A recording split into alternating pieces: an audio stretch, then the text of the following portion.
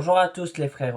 Je n'étais pas actif depuis dimanche, le lendemain de la finale de la Champions League. Donc aujourd'hui, je vais vite fait vous parler des matchs amicaux qui se sont passés de dimanche soir à aujourd'hui.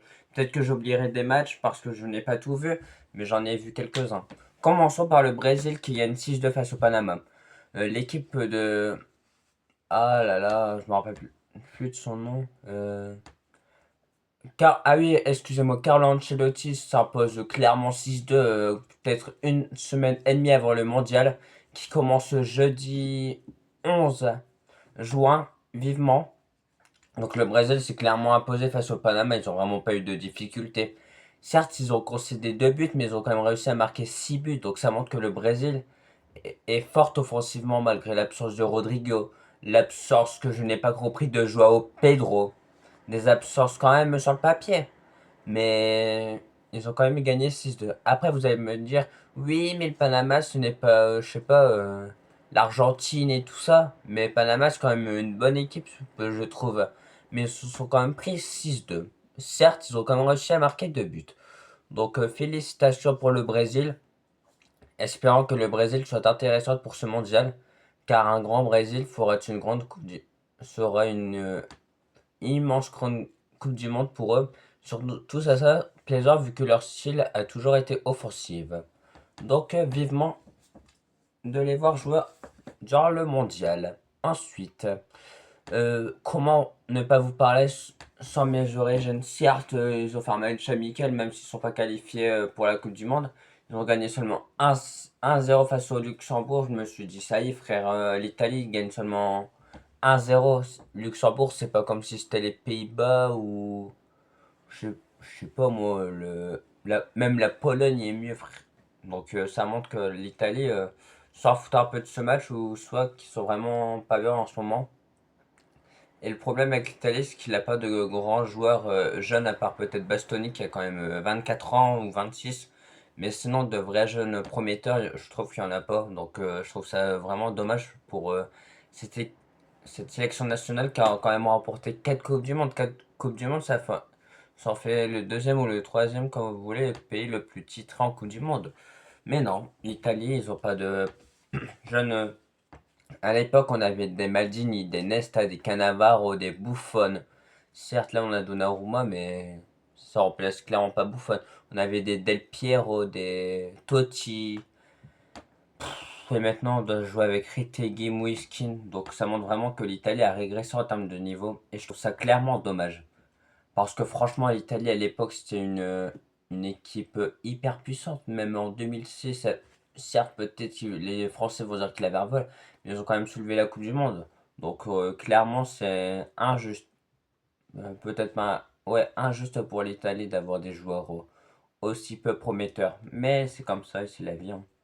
Et la vie suit son cours.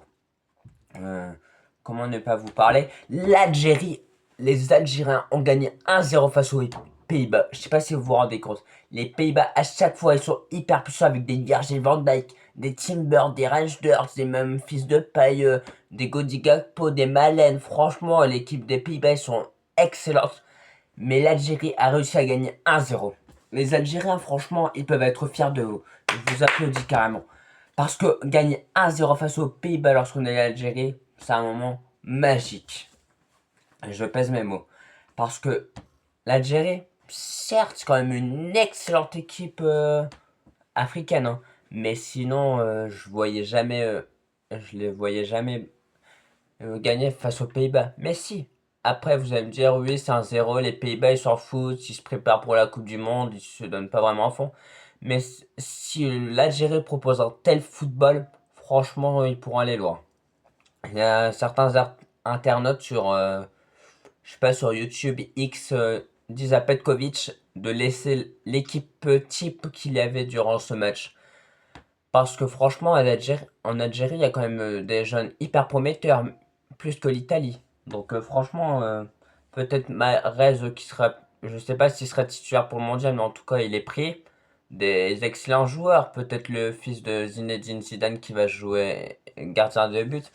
Ça reste à voir, mais franchement, l'équipe d'Algérie, ils peuvent être fiers de vous. Les DZ aussi, vous pouvez être fiers de votre équipe. Et je prie pour vous comme pour que vous fassiez un mondial comme en 2014, où heureusement que pour l'Allemagne, il avait un grand Manuel Neuer. Mais franchement, l'Algérie, c'est forte, hein. En vrai, je suis fier pour eux, je suis content parce que l'Algérie le mérite clairement, je trouve. Mais ce soir, vu que je vous ferai un débrief demain matin ou demain après-midi du match France-Côte d'Ivoire. Parce que la Côte d'Ivoire, je la kiffe cette équipe, les Ivoiriens. Et les Français aussi. La France parce que c'est mon pays et la Côte d'Ivoire parce que je trouve que c'est un très bon pays culturellement et tout ça. Donc franchement, je vous ferai un débrief de ce match. Je me demande quel 11 va aligner Didier Deschamps avant d'affronter la Côte d'Ivoire. Mais en tout cas, je vous ferai une vidéo car je verrai entièrement le match. Bref, c'était une toute petite vidéo pour vous dire ce que j'ai pensé des matchs amicaux qui se sont passés dernièrement.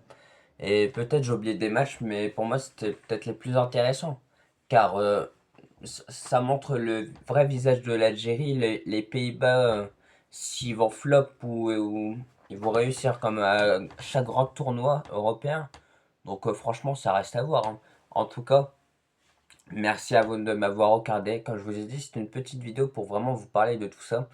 Si vous avez aimé, n'hésitez pas à liker et à vous abonner. Car je n'avais pas fait de vidéo pendant 4 jours. Clairement, ça m'avait manqué. Parce que j'aime bien vous parler face cam, donner mon avis sur les matchs de football, euh, exprimer mon avis sur ce que j'ai vu, les joueurs, les matchs décevants, les matchs réjouissants, les... Bref, vous l'aurez compris. Et je pense que je vais encore continuer à faire deux trois vidéos avant le mondial où ça parle du mondial. Par exemple, mes prédictions, mes... Et après, on verra bien ce que je ferai d'autre. Mais ouais, j'ai plusieurs projets pour ce mois de juin, comme je vous avais déjà dit, et je pense que je vais persévérer, car la persévérance me finira par payer. Et clairement, mon objectif serait d'avoir les 400 abos avant le mois de juillet. Certes, je n'ai pas encore les 300, mais je compte énormément sur vous pour le faire. En tout cas, fini de parler. C'était un grand plaisir de vous avoir retrouvé. C'était MDA5. Bisous bisous la famille.